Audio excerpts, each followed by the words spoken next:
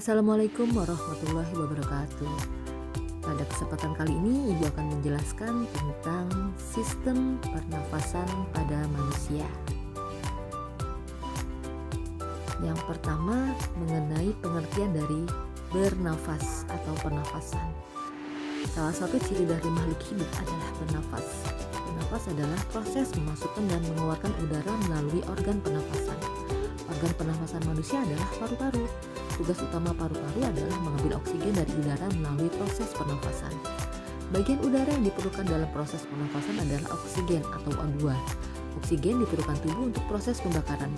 Hasil pembakaran dalam tubuh berupa tenaga. Adapun sisa pembakaran berupa karbon dioksida atau CO2 dan uap air. Karbon dioksida harus dikeluarkan karena dapat mengotori darah. Karbon dioksida keluar pada proses pernapasan pada hembusan udara melalui hidung.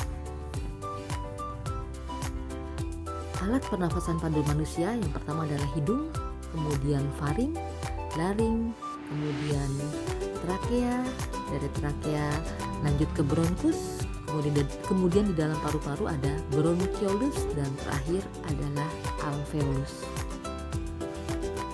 Yang pertama adalah hidung.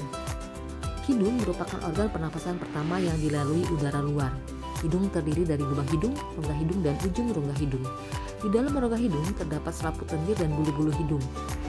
Ya, jika bernapas melalui hidung maka ada beberapa keuntungan yang kita peroleh, yaitu pertama, udara yang masuk menjadi bersih karena terlebih dahulu disaring oleh bulu-bulu hidung dan selaput lendir. Pada hidung merupakan proses penyaringan udara tahap pertama. Yang kedua, udara yang masuk mengalami penyesuaian suhu sesuai dengan panas tubuh kita. Yang ketiga, udara yang masuk mengalami penyesuaian kelembaban sesuai dengan kondisi tubuh kita. Yang kedua adalah faring. Faring merupakan percabangan dari dua saluran. Yang pertama adalah tenggorokan yang merupakan saluran pernafasan, dan kerongkongan yang merupakan saluran pencernaan. Di situ ada gambarnya ya nak, letak faring ya. Gambar situ terlihat jelas. Oke. Selanjutnya adalah laring ya.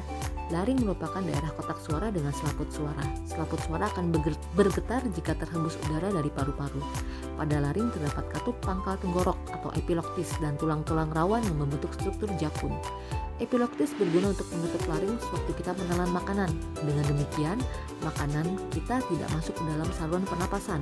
Pada laring juga terdapat cairan yang berguna untuk menangkap debu dan kotoran yang masuk.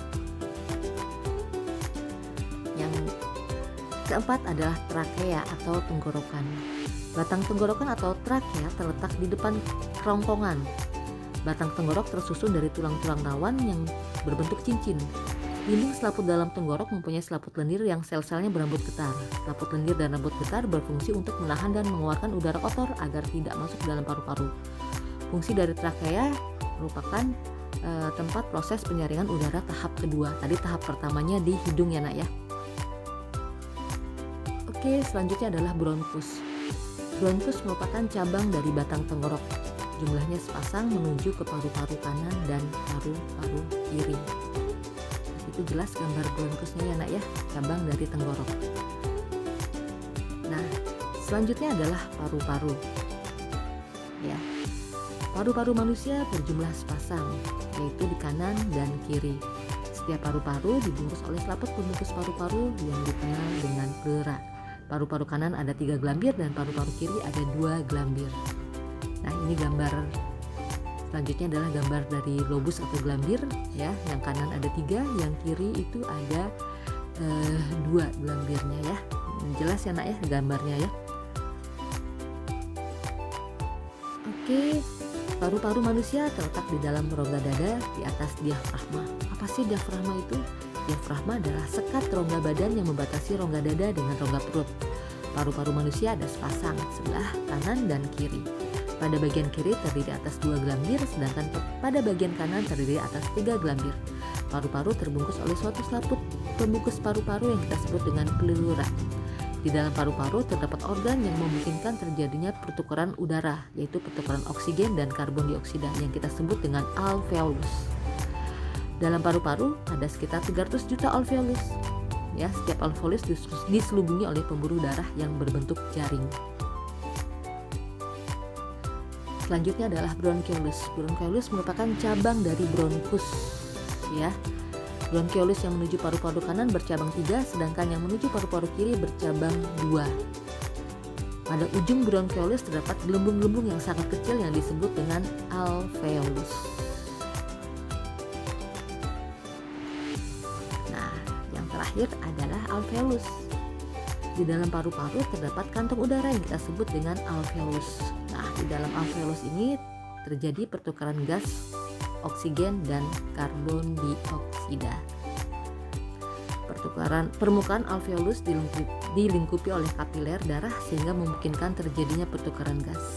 Baik anak-anak, terima kasih. Wassalamualaikum warahmatullahi wabarakatuh.